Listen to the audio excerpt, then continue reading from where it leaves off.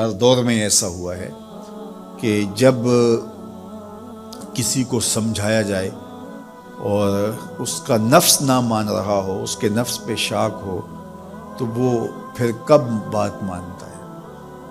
جب میرے حضور نے لوگوں کو سمجھایا کہ تم غلط راہوں پہ ہو تو وہ ماننے کے لیے تیار تھے، لیکن کیا یہ کہہ کے راستہ فرار کا اختیار کیا گیا کہ یہ دور نہیں رہا کہنے کا ٹھیک ہے اپنی مرضی جائیں جہنم میں؟ کہا نہیں، تم مانو نہ مانو میں تمہاری دہلیز تک پہنچ کے اللہ کا پیغام پہنچاؤں گا۔ تو کیا آج اگر کوئی بچہ ہمارے پہ ناراض ہو جاتا ہے سختی کرنے کی وجہ سے، تو اس کی ناراضگی کے ڈر کی وجہ سے اس کو ہم نہیں کہیں گے؟ تو ایسا نہیں ہوتا۔ وقتی طور پہ اگر اس کو سمجھ نہیں بھی آ رہی، لیکن ایک وقت آئے گا وہ سمجھے گا کہ میرا خیر خواہ یہ تھا۔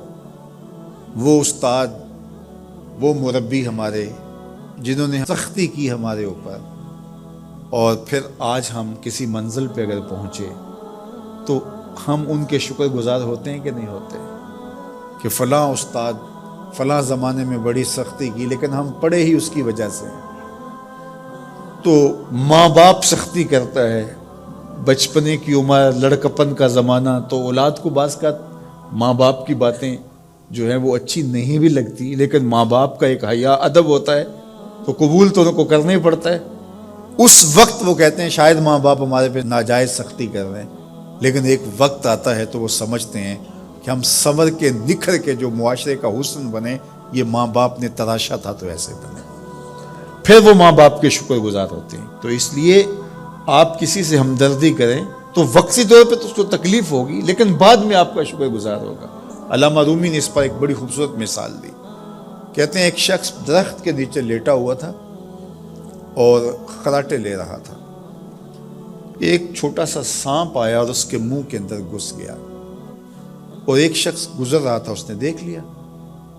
وہ بڑا پریشان ہوا کہ اگر میں نے اس کو بیدار کر کے کہا کہ تیرے اندر سانپ گھس گیا ہے تو یہ خوف سے مر جائے گا، اب کیا کروں؟ تو اس نے ایک چھڑی سے اس کو زور سے مارا، وہ ہڑبڑا کے اٹھا۔ کیا ہوا؟ اس نے ایک اور چھوڑی، اس نے بھاگنا شروع کر دی، وہ بھی اس کے پیچھے بھاگنے لگا۔ اس کی رفتار کم ہونے لگتی تو ایک اور مارتا۔ کیا خدایا کیا مصیبت ہے، میں نے اس کو کیا کہا؟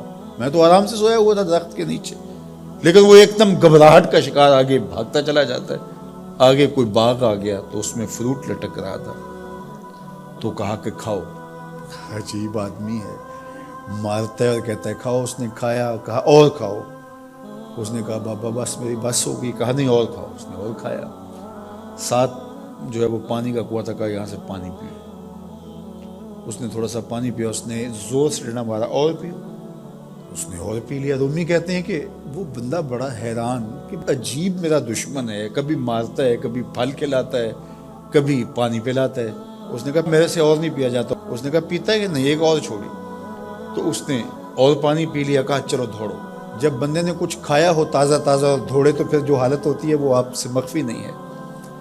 تو پھر دوڑنے لگا، تو آگے جب گیا تو کوئی ٹھوکر لگ گئی۔ پانی پیا تھا بھرپور اور فروٹ کھایا تھا، اور پہلے بھی دوڑ بھاگ کے آیا تھا، اب بھی دوڑنا شروع کر دیا، اور پیچھے سے جو ہے وہ ہاتھ میں ڈنڈا پکڑا، اور وہ رحم کاری نہیں رہا۔ تھوڑا سا ڈھیلا ہونے لگتا ہے تو زور سے مارتا۔ دوڑتے ہو کہ نہیں دوڑتے؟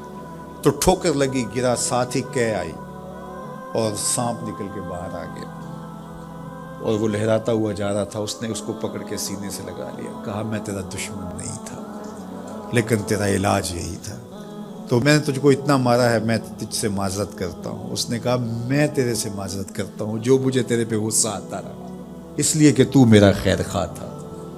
جب حقیقت سامنے آتی ہے تو پھر پتہ چلتا ہے کہ کون کسی کا خیر خواہ ہے اور کون کسی کا دشمن ہے۔ اس لیے خیر خواہی کے جذبے کے ساتھ، الدین والنصیحہ، دین ہے ہی خیر خواہی۔ تو خیر خواہی کبھی اس طرح ہوتی ہے کہ آپ کسی کی خیر خواہی کر رہے ہوتے ہیں، اسے لگ رہا ہوتا ہے کہ یہ میری خیر خواہی کر رہے ہیں، اور وہ آپ کو اس وقت ہی شکر گزار ہوتا ہے۔ اور کبھی ایسا ہوتا ہے آپ اس کی خیر خواہی کر رہے ہوتے ہیں، اس کو نہیں لگ رہا ہوتا کہ یہ میری خیر خواہی کر رہا ہے، اس کو غصہ آ رہا ہوتا ہے، لیکن جب اس کو بعد میں سمجھ آتی ہے کہ اس نے میری خیر خواہی کی ہے تو پھر وہ آپ کا شکر گزار ہوتا ہے۔ اور کبھی ایسا ہوتا ہے اس کو بعد میں بھی نہیں پتہ چلتا اس نے میری خیر خواہی کی ہے، لیکن تمہارا رب جانتا ہے وہ اگر رائی کے دانے کے برابر بھی نیکی ہو اور وہ کسی پہاڑ میں بھی ہو، تمہارا رب اس کو بھی لے آئے گا۔ اس لیے لوگوں کے ساتھ حسن سلوک کرو،